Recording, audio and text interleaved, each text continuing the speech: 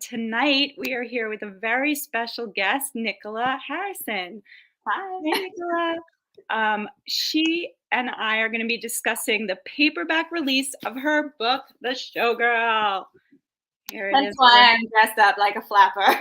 I feel like mine is backwards, but yes, we get the idea. And that is why Nicola looks so fabulous. She says she's dressed up as a flapper, but she went the extra mile and just has all these great costumes, I'm sure, for these special events. So the book was came out last year in hardcover and last week in paperback, and we're so excited to welcome Nicola. So I'm going to start by just giving a brief bio, and then we're going to get to a little mixology and making a cocktail that's mentioned in the book. And you are all welcome to join along. And then we'll talk more about the story because I love The Showgirl and I'm excited to get into it. So, first, born in England, Nicola Harrison moved to California where she received a BA in literature at UCLA before moving to New York City and earning an MFA in creative writing at Stony Brook. She's a member of the Writers' Room, has short stories published in the Southampton Review and Glimmer Train, and articles in Los Angeles Magazine and Orange Coast Magazine.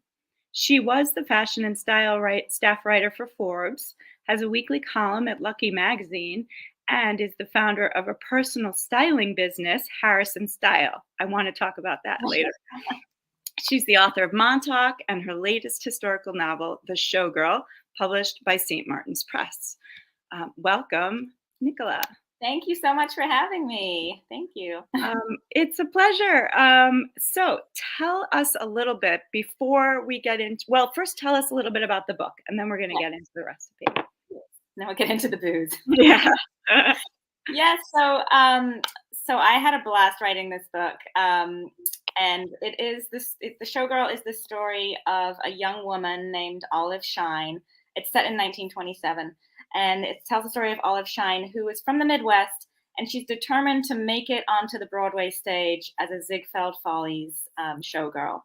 And she basically shows up in New York City at Florenz Ziegfeld's office. He's the big Broadway producer who produced the Ziegfeld Follies.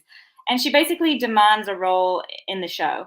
And so we end up going on this wild ride with her, and we go, all over New York City, from Times Square to the Broadway stage, down to the village, in Greenwich Village, where all the bohemians hung out, and then they went to the speakeasies and the dance clubs. And then we also go up to the Adirondacks in upstate New York, where they take the show on the road. And if there's a love interest, of course. She is swept off her feet by Archie Carmichael, who is the first man who really accepts her for her modern, independent ways. And but as time goes by, she things start to change, and they're not quite as they seem. And she has a secret looming in her past. And in the end, she has to decide if she's willing to give up the life that she has built for herself, that she loves, for the man she loves. Right. I absolutely loved it, and I want to talk about that secret a little bit. Yeah. But first, should we make a cocktail? Do you want to tell us to get in the spirit? Yes, let's do it. I've got my shaker. So I'll tell you a little bit about. So they go to the Adirondacks, and so we're going to make. It's called Maple Bee's Knees, and it's originally called Honey Bee's Knees. Am I saying it right? Yeah. Originally, the original drink is a Honey Bee's Knees, and it's gin, maple syrup, and lemon juice. And you shake it all together. And I have this massive bottle of gin. It makes me look like an alcoholic, but really it's because we got it from Costco. It's a Tuesday night. It's only 4:00 here in California. Right, and it's not even night, really, where you are. So it's 2 ounces of gin, and 1.5. Okay, that's 2. And the reason I'm making this cocktail is because they go up to the Adirondacks. They take the show on the road up there to these great camps in the Adirondacks. Now, these great camps were built by wealthy industrialists at the turn of the century, and they were very rustic but extremely luxurious, basically compounds where families like the Rockefellers and J.P. Morgan would build these compounds for their family vacations. And they were very difficult to get to, these great camps, and that's what made them even more prestigious and more desirable. But they would go there and take their families there, and there would be like 13 cottages and a great room and bowling alley and everything. And so anyway, the characters in this book, Olive and Archie, end up getting one of these great camps of their own that they call the Pines. And Olive invites all of her Broadway friends up there, or her theater friends, and she throws these wild parties for them. And one of the cocktails that they make there is the honeybee's knees, but they make it with maple syrup because they tap the maple trees. Right, so they get their own. And when I decided, so I made one too, and I opened my refrigerator and I had like that kind of pancake syrup, and I was like, no, I cannot put pancake syrup, maple syrup. And I opened my cabinet and did find authentic Vermont real maple syrup, the real deal. So real deal. Much better to drink that, and I'm psyched to try it. And so, I loved that part of the book, I have to say. We're in New York. We're on this journey with Olive. She's such a fun and feisty character, by the way. She's really the perfect heroine for this story. How did you decide, like, what comes first for you? Like, is it the character, or is it the time period where you're like, I have to write about this roaring 1920s? Yeah, well, I'm going to shake this in a minute. The funny thing was, this book, I wasn't planning on writing this book. I went in a different direction first. And it was those great camps that I just mentioned that drew me to the story. I thought, these places sound really neat and interesting, and like there could be a murder going on up there, or there could be some sort of big secret that happens in the depths of these woods in the Adirondacks. So I went up there to visit one of them, and we spent a weekend there with my husband and my son, and we got a tour of the place, and he's telling us all about the architecture and the cottages and the lake house and the bowling alley. I mean, it was really like extravagant, these places. But the detail that really stuck with me was when he told me that the original owner of this place, his wife, was a Ziegfeld Folly. And she used to actually throw these big parties. And she used to insist that there should be a bar cart every 500 feet on the hiking trails, and nobody should have to go very far without having a drink in their hand. And I just thought she sounded like a really interesting, quirky, feisty party girl. And so the story came from there. So then, of course, if it was going to be the Ziegfeld Follies, then it had to be the 1920s, because that's when the show was going on. The Ziegfeld Follies started in 1907 and went through till 1929. Got it. That's how the story came to be. Okay, so mix up your drink. Okay, shake it up. So it was 2 ounces of gin, 3/4 an ounce of maple syrup, and 3/4 of an ounce of lemon juice. Yeah. And there we go. All right. Hi, Anissa. We have some regulars here with us tonight. I don't know if they are drinking along with us, but we can toast to Mighty Blaze, and to the showgirl, and to Nicola, and to you, and your book coming out next year. Thank you. All right, let me try it. Okay. Right. Ooh, that's good. It's good. It's a little stronger than the one I made last night. Mine, I know. I made mine earlier in preparation. I lost my lemon went into my drink. I made it earlier, and it's nice and cold, and I kept it refrigerated but not on ice, and then I just shook it. Yeah, it's really delicious. I gotta tell you guys, I think it's so good too. Yeah, I think that it would be a fun drink for book clubs to make. I think absolutely. And this is actually going to be like a question I was saving for the end, but you mentioned book clubs, and because this is now out in paperback and people have had the chance to read it for a year, is the second leg of your tour kind of a thing more about book clubs at this point, or getting new readers for the paperback version? Like, how is that different than when it it's funny because the hardcover comes out, and that's like the big launch, and you go on your book tour, and you have all the events, and that's when you get press and things like that. So it's really like the big launch, and then a year later the paperback comes out, and it's less of the events and that kind of thing, but it's more of like reaching a new audience and reaching book clubs, because book clubs really love to have a paperback because it's less expensive, and it's like easier to carry around, and the nice thing about the paperback books is that they also usually come with book club questions and then like discussion Right. questions and recipes for for the Right. drinks and So things it like that. does have that in the back because I have the hardcover. I have the original, but it It does. does, yes, Oh, yes. fun. Have you gone to book clubs? Have you tried making this with groups? I haven't made this drink with other Oh, groups, but I have gone to some book clubs in person, some local ones, and I've also done a bunch of virtual Zoom drop-ins for book clubs too. It's really fun. It's fun because you write this book and you're by yourself and it's in your head and these characters and the stories all in your own head, and you finally get it out there in the world, and it's so nice to be able to talk about the book and the story and the characters right. with other people who've actually read it. Right, right. It must be great. I see Jenna Blum is here. She says, "Here's to a mighty blaze, Nicola and Julie and their books," in the comments, which is great. Great. Hi, Jenna. So going back to the iteration of this, the Grey Camps, your idea for this Ziegfeld girl. What happens next? What is your research process like? Um, how long did it take you to develop this?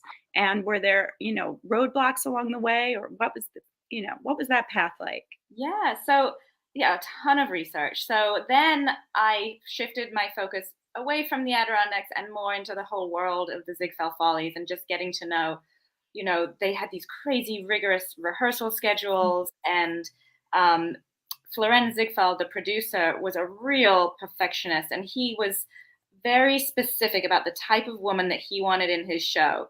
I mean, not it's Well, funny. 5'5" 5.5. Do I remember that Yes, correctly? yes. I mean, you had to have a specific shoe size, a Right. specific height. Like he liked the color of your skin to be a certain way, and like your nose had to be a certain way. Like Mhm. he was very specific. But nowadays you look back and you're like, well, that's not very open minded as to like what is beautiful. But then he was just like, that's what he liked, and that's what he wanted for his show.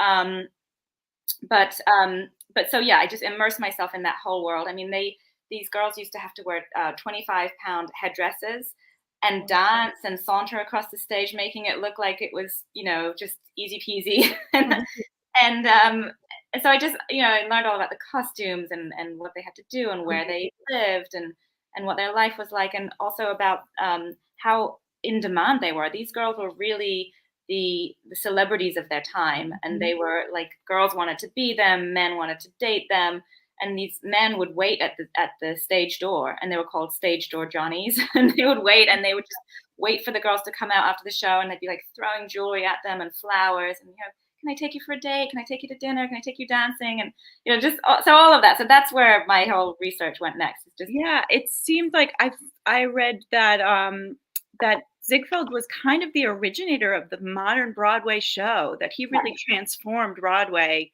into what it is today. yeah, yes, absolutely. I mean, he was also a womanizer, and he had like some not so great Yeah. qualities about him, Oh, but he certainly did that. I mean, he insisted on the finest fabrics, like the most expensive, like crystals and everything for these girls, to the point where when he died, he was totally bankrupt. really? um, That's interesting, and not because of, the stock market, but because of his own spending? Yes, his own spending. I mean, I think that had something to do with it as well. But he spent so much of his money putting it into these performances because he just wanted it to be the best of the best, and they were. They really were like so elaborate, and now we see a show, and you kind of like expect it to be, you're going to see an amazing show when you go to Broadway.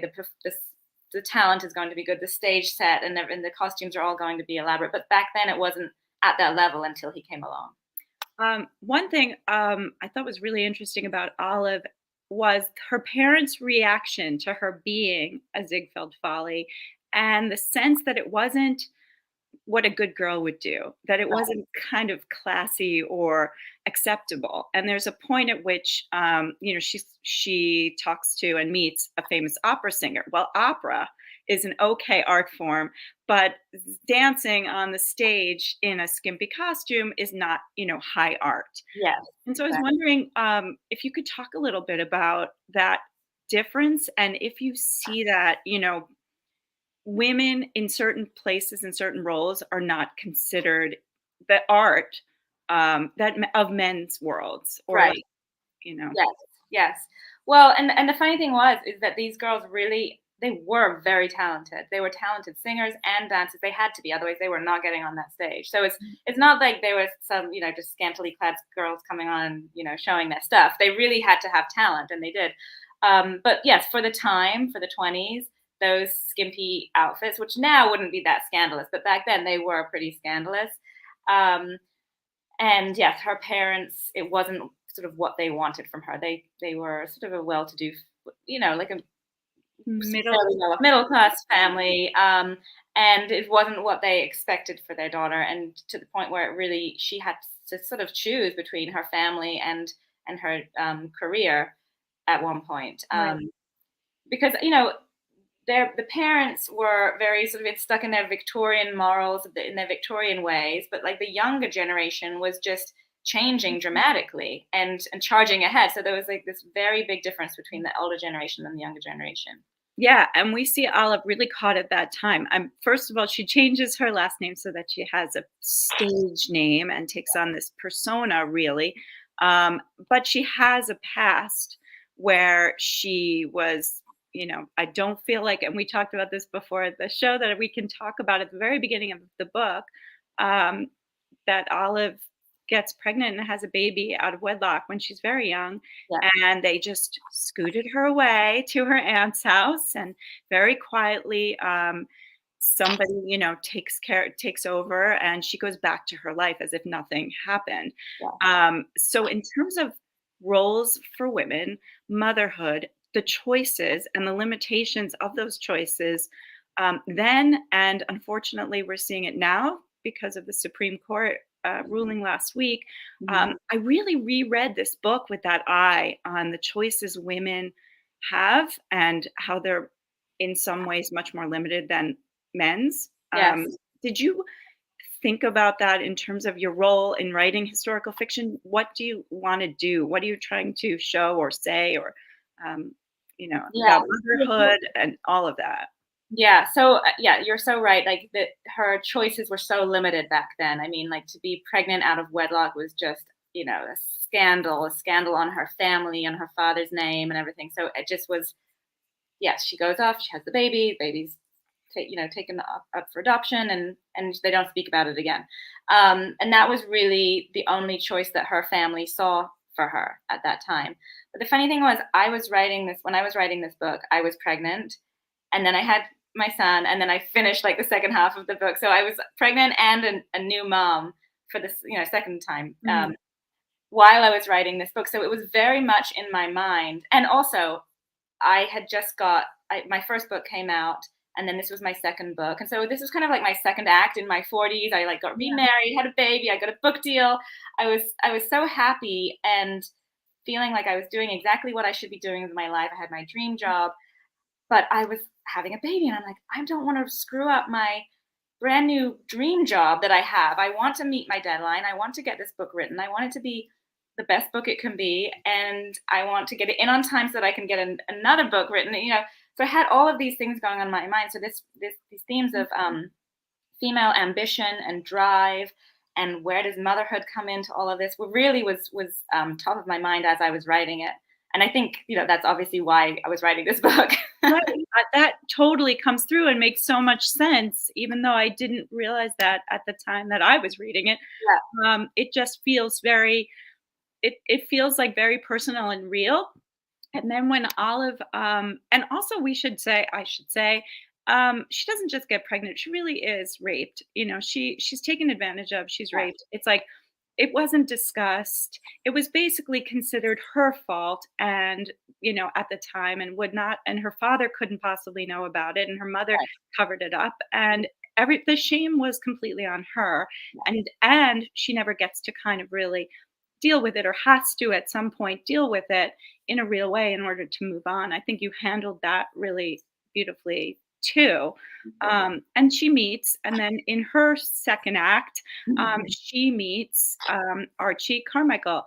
So tell us a little bit about him. And he seems like the perfect match for her in terms of style, intellect. He's open-minded. He's modern. He's a modern man, but they're not without their issues or problems. But Yeah. tell me about him and what you conceive for him. Yeah. So Um, she is, as we were reading this book, she's like, I don't need a man. I have this life that I'm building. I have my friends. I have the stage. Like, I have the applause from the audience. Like, that's all I need. I don't need a man. Right. And so he comes along when she's really not looking for anyone. And yeah, like you said, he's a real modern man. He's built himself from nothing up to be a very successful businessman. And he really loves her for who she is. That's what he falls in love with, is this independent spirit, this like wild side to her. And that's really how they fall in love. And then throughout the book, they can mingle in different places. They go down to the village and they hang out in speakeasies, and then they can go to his parties with his elite crowd, and he kind of is a chameleon, that he can weave in and out with all these different crowds. And I think that that's what's very attractive to her about him. But then, of course, society and like family pressures start to seep in, and and people start to ask questions like, "You're really gonna, spend your life with a showgirl? How's that gonna work out for you?" And so he has to grapple with that, and then she has to grapple with that too. Right. And there really is a timeline for that too, as is true for many performers, I would think. Or I was thinking sort of also like athletes. There's, because really what she's doing is very athletic. There's like an end date. There's an Oh, expiration date. And of course that was much sooner than it is now. And that hopefully women can continue to whatever, be on the stage or act or whatever long after their 20s or 30s. yeah. But so talk about that idea of like wanting so much of everything and making those choices. How does she, how did you Yeah, that? yeah. I mean, there's definitely some moments in the book where, they're in the backstage in the dressing room, and some girl talks about the dreaded 3-0. God forbid you're like an old lady by the time you're 30, which you were kind of back then. Yeah. I mean, especially for this stage. So yeah, there was an expiration date on this career, and so she wants it all, and she wants it now, because it's kind of now or never. If she's going to be successful doing this, she has to do it now. And so there's a real sort of sense of urgency. There's like, she's going to make it and be successful, and anything that gets in her way, if that's the love of her life, is a stumbling block for her. So yeah. Right. Right, where it seems like all the women around her in the dressing rooms are looking for those men and the way out. That they are like, "What do you mean you're gonna you're gonna do this forever? How do you do this forever?" And that they're just, a friend of hers who does get married and pregnant and all of that. They love the life for a while, but kind of are still very old-fashioned or traditional in many other ways, which makes it fun to go along with a heroine who isn't like that. Right, yes. And I Yeah. think, Olive has some issues too, because she definitely, she doesn't have her father's approval. Mhm. And I think for a young woman, when you don't have your father's approval, that can sort of mess with your head a little bit. And and so Right. she's seeking approval elsewhere, and she's getting it from the applause and from the crowds, the adoring crowds. Like, she's getting approval that way. And there's even a moment where they have a late night review. It's the Midnight Frolic. It's sort of the show, the after party that happens on the rooftop. And Florence Ziegfeld gives out all the wealthy patrons little mallets to whack on the table to show their applause, so their hands don't get tired when they're clapping. There's one moment where she's feeling all the vibrations of all these people hitting their mallets on the table, and she's just loving it. Right. And so, yeah, there's this idea that she's like, has to get her approval She elsewhere. really, really does love the fame and I mean, not the fame, but the accolades and the applause and being appreciated in this big public way. Which made me wonder, do you have I know that you come from a background in fashion, but do you love to sing, dance, act? Well, when I was younger, I did dance. I did take dance lessons. At one point, I think when I was 13, I considered going away to like a private boarding school that was all for dance, but I didn't. And around that time, I also quit. Like, not for you. It was like, go all in or stop doing it. So I did like to dance, but no, I wasn't. No, You weren't a performer the way that Olive no, no, no. was. But I liked writing that into her character, because I thought it was like a little bit sad, that she's Yeah. has to find this admiration elsewhere, and I think it, gives her some flaws and makes her make some questionable choices at times. She's not, some saint where you're always like, oh yeah, she definitely makes mistakes along the way, and Right. I know, when you talk back to a book as you're reading it, like, "Oh, no, don't do that," or "Why would you do that?" or "What are you thinking?" That makes it, so interesting. Is it hard for you to write a character doing bad things or just wrong for themselves or questionable? Like, do you find that I difficult? mean, not difficult necessarily, but it does kind of take on a life of its own in some ways. Like you're writing, and I had heard this before. People, authors saying this. I'd heard during book talks and stuff. People saying, "Oh, these characters take on a life of their own," and it doesn't really sink in. It doesn't feel real until it actually happens to you. But they do. They take on a life of their own. At some point, I was writing, and I was kind of saying to myself, like, "No, Olive, don't do it, or just say something. Tell him." Um, Right, right. but yeah, I mean, it's way more fun to write about, and I think read about flawed characters than to write about perfect characters. They're no fun at all. No, absolutely not, and, like, going back to the Adirondacks, like, she really does sort of, like, get a little wild Yeah. there, and I love that. I also love when she the first morning, I think, that she wakes up there, when she goes out and hears somebody singing and she follows the voice. I loved that scene so Oh, much. I Um, love writing that scene. when she runs into well, she takes a boat out, and runs into, a famous or you did you base him on a famous, opera singer, or is he actually I didn't I kind of was inspired by a famous, and now I'm like forgetting his name. I think his name is Enrique.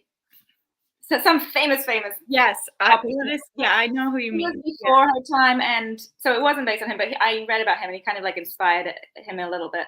Um, but yes, she rows the boat out into the lake because she's woken up at a very early hour, and she doesn't like to be woken up early by this singing. So she rows this boat out into the lake to find out where the noise is coming from, and she realizes that this guy is out on a boat practicing his scales because that mountain air is good for the lungs and everything. And it's funny, I love that scene too. I loved writing that scene, and it actually was inspired by a moment that I had when I was visiting one of these camps in the Adirondacks. I had gone with my husband and my son, and my son was really acting up, and he he was just being kind of a pain. And we were in this cabin together, and I was like, "Come on, let's just go." And I'm like, "Let's just get out." So we went for a walk, and we went down to the boathouse, and I said, "Just get in." And we jumped into this um, rowboat, and we rowed out into to the middle of the lake.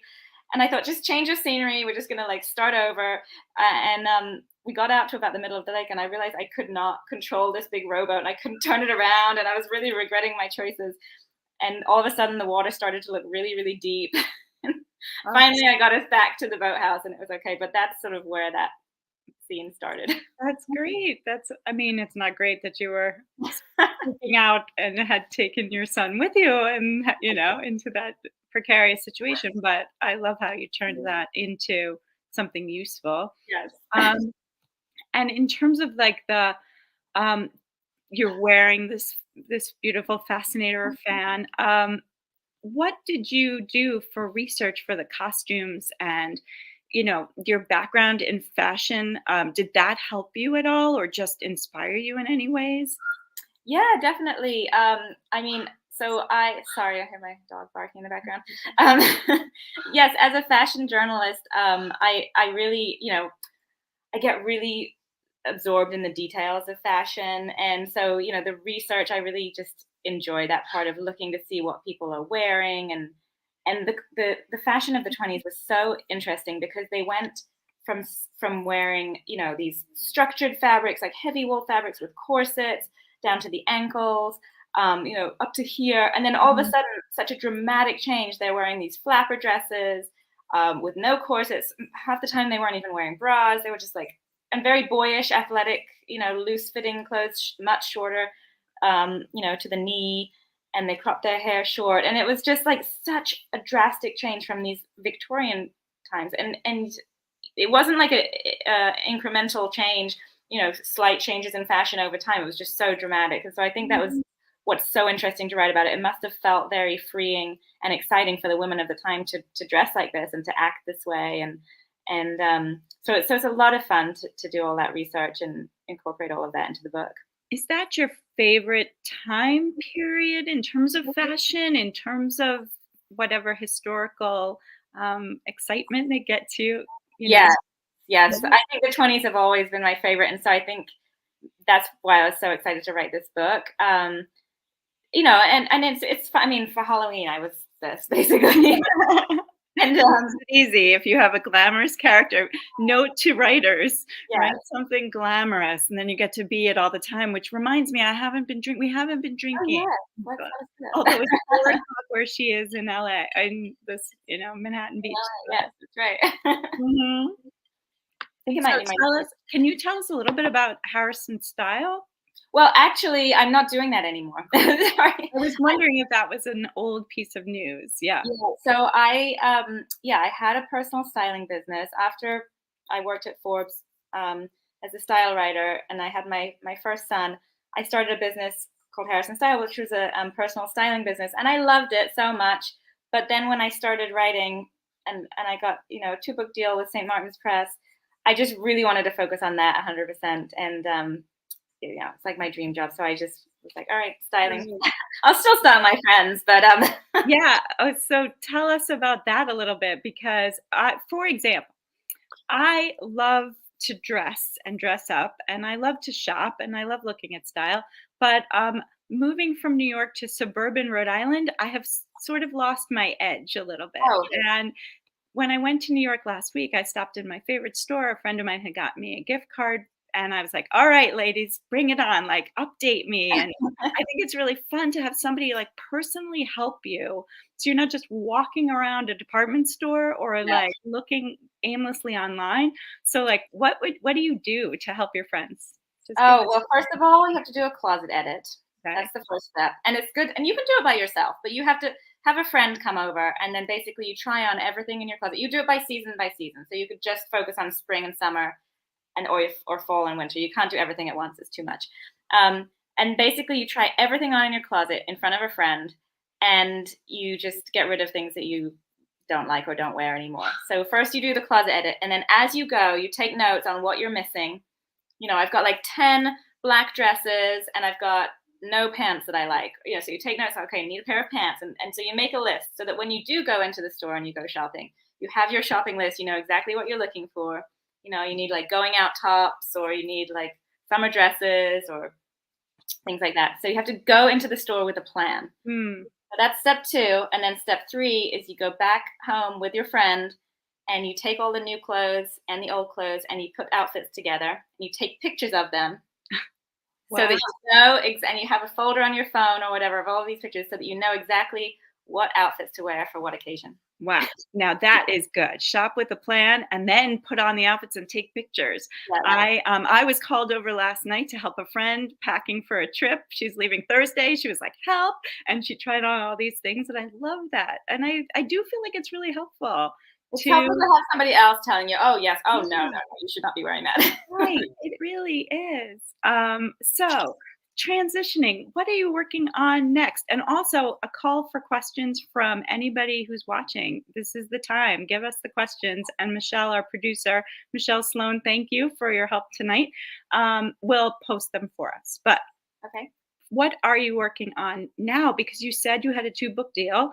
The first was Montauk. The second is the Showgirl. So now the pressure is on. I have another 2-book deal. Oh, yay. Again, which I'm so happy about. So I love my editor and the whole team over there. So what I'm working on now, and I've actually recently submitted the manuscript, is it's called Hotel Laguna. Takes place in Southern California, which is where I am now. Perfect. And it's about a young woman who comes to California during World War II to work in the airplane factories. She's working, as one of the Rosie Riveters. But the book starts when the war is over and the men come home and all of the ladies are out of a job. Mm-hmm. And they're all told to go back to, being a housewife. But she's not a housewife and she doesn't really have much of a home to go back to. So she has to start over and figure out what she's going to do with her life. So she ends up down in Laguna Beach, California, which is an artist community. and she ends up getting involved with a quirky, cantankerous older artist, famous artist, and she gets very tied up in the whole art world and his world, and there's a big sort of scandal that happens, and that's where I'm at. That sounds great. Did you, with the showgirl, Ziegfeld is real, but I feel like everyone else is, made up around types of people that you researched. Yes. Is that artist from your new book based on someone or real? No, not on a specific artist, but sort of like a collage of the artists of that time. Mhm, mhm. Yeah. I noticed that you like to write about art and artists. I was thinking about the Bohemians versus like that uptown downtown feel. I Yeah. also really loved of New York and in the Showgirl, and how different those two groups were, even though they were both creating art or entertainment of some kind. Yeah. Where do you fit? What would you be? I'm more of a downtown bohemian kind of girl. But I also like some glamour, and Uh-huh. so a little bit of both. But if I had to Uh-huh. pick just one, I'd probably be down in the village, going to the speakeasies and that kind of thing. Hanging out at Chumley's. Have you been to Chumley's? Yes, Okay. yes. I Yes, so much fun. I Yeah. hope that it's still around. I'm not sure that it is. Okay. I I'm think not sure either. the Yeah. last year and a half, a lot of places closed, and Right. Yeah, with COVID and everything, but it's part of the fun of your book and of that time period, even though it must have been, you know, a drag for those who wanted to drink, was those secret hideouts and the bathtub gin, which actually something they were drinking sounded really terrible, or like getting, or having to import champagne through Canada. And yeah, learning about all of that was really interesting, and I yeah, enjoyed it. yeah. Okay, we have an audience question. What are you reading now? Ooh, I am reading. Currently, I am finishing up an ARC. An ARC is an advanced reader's copy that authors send out to other authors, and they ask you to blurb them. It's like the quotes on the back of the book. And so I'm finishing up one right now by a wonderful author named Tori Whitaker. So I'm looking forward to finishing that, and I'm about to start Jamie Brenner's brand new book that just came out, Guilt. Um, so yeah, that's what I'm reading. Great. Yeah, Michelle, my producer, and I, she's reading Guilt right now, and I read it a few weeks ago, and it's really great. And that's a fun summer read too. Um, yeah, Guilt is excellent. Any other questions from the audience? Otherwise, I can ask a final question or two. Okay. It doesn't look like it. So, and you know what's so funny? I was going to say the showgirl. Like I kept saying it like that to myself. Oh, and Tori Whitaker is Tori, now with yeah, us. Hi, Tori. having your book, Tori. Yay. I'm a reader at the moment, but When will it, when will it be out? What's it called and when will it be out? So we can, A Matter of Happiness, and I believe it's out next year. it will be out next year, I would think. Yeah, probably maybe early next year. Yes. So what do you hope that readers will take away from the showgirl and or your writing in general? Yeah, so I mean, first of all, I hope that they just have a fun time reading this, and I hope they get immersed in this whole world of the Roaring Twenties and all the costumes and the Ziegfeld follies and just that whole world. I hope that that's what they take away from it, first and foremost. And second of all, I hope, just this idea of female drive and ambition and sort of grappling with the question of like, can you have it all? And can you be a mother and have a career and be a good wife and be a good friend and have, be a good daughter and have all of those relationships and also be successful at what you do and do the thing that makes you happy and follow your passions. And sometimes it's not your career. Sometimes it's just, you feel alive when you do art or play an instrument or play a sport. Sometimes that's what brings you to life. And I think that sometimes for women, and I guess anyone, but especially for women, because we have so many other responsibilities, especially motherhood, oftentimes. And sometimes it's like if you can't do that thing that makes you feel alive, it can sort of derail you and not allow you to live your fullest life. And so I think that's one of the things that I want people to take away from it is like try to do it all. Try to Yeah. have it all. Or right. Well, we'll definitely book is definitely entertaining and will sweep you away to another place and time, and you will, like, hear jazz music in the background and all of that good stuff. But also, I do feel like it makes you think about those choices and decisions, like, for tonight's show, which on the East Coast at 7 p.m., my producer was like, "I got out of making dinner tonight because of the time of this," and I was like, "I did not." And, like, everything is a balancing act for women in a way that really just isn't for men, I think. And thinking about this book, I just saw that, the love of trying to show a woman wanting contentment and happiness and deserving of all of those great things, and that we all do want, and in different ways, Yeah. and whatever sort of is right for you, and figuring that out too. You Yes. know, what is your happy ending? It doesn't have to be the one that everybody else seems to want or society wants you to have. Yes. You get it. You get this book. I love it. Yay! I get it. I get to have a drink now. Yes. Well, thank you, Nicola. It has been such a pleasure being with you tonight. And everybody, go out and buy The Showgirl, which I'm sorry, it's backwards on my screen, but you get the idea. And we will see you next time. I'm trying to think of what's coming up next tomorrow. But check all of the Mighty Blaze listings, and we'll see you next time on A Mighty Blaze. Thank you so much. This was so fun. I loved it. Thank you. Great.